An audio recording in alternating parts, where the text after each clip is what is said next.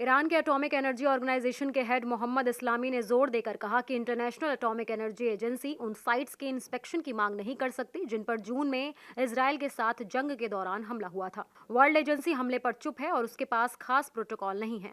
मोहम्मद इस्लामी ने कहा कि इसराइल और यूनाइटेड स्टेट्स के दबाव का उनके मुल्क पर कोई असर नहीं पड़ता। हालांकि उन्होंने ये भी कहा कि अगर इंटरनेशनल एजेंसी के पास उन साइट्स के इंस्पेक्शन के बारे में कोई प्रोटोकॉल है जिन पर हमला हुआ था तो उसे रिव्यू के लिए हमारे सामने पेश किया जाना चाहिए। ईरानी एटॉमिक एनर्जी ऑर्गेनाइजेशन के स्पोक्सपर्सन बहरोज कमालवंडी ने कंफर्म किया कि अभी न्यूक्लियर फैसिलिटीज का कोई इंस्पेक्शन नहीं हो रहा। उन्होंने बताया कि पिछले वक्त में किए गए inspection supreme national security council की मंजूरी से किए गए थे। कमालवंडी ने आगे कहा कि बमबारी का निशाना बनी जगहों तक पहुंच देने के प्रोसेस में तेजी लाने का दबाव है, लेकिन मुल्क की सलामती और न्यूक्लियर जगहों की जरूरतों के लिए सोच समझकर फैसले लेने की जरूरत है।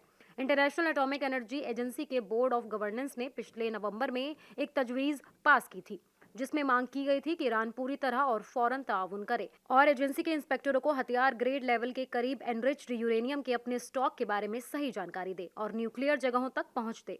याद रहे कि तेहरान ने इंटरनेशनल एटॉमिक एनर्जी एजेंसी के साथ अपने ताउन रोक दिया था, ये इल्जाम लगाते हुए कि वो अपनी जगहों के बारे में इसराइल को जानकारी लीक कर रहा है।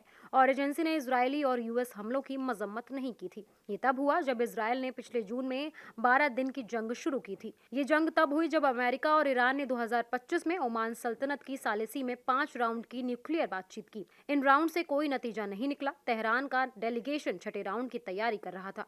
तभी इसराइल ने ईरानी जमीन पर अचानक हमला कर दिया और वॉशिंगटन भी उसमें शामिल हो गया।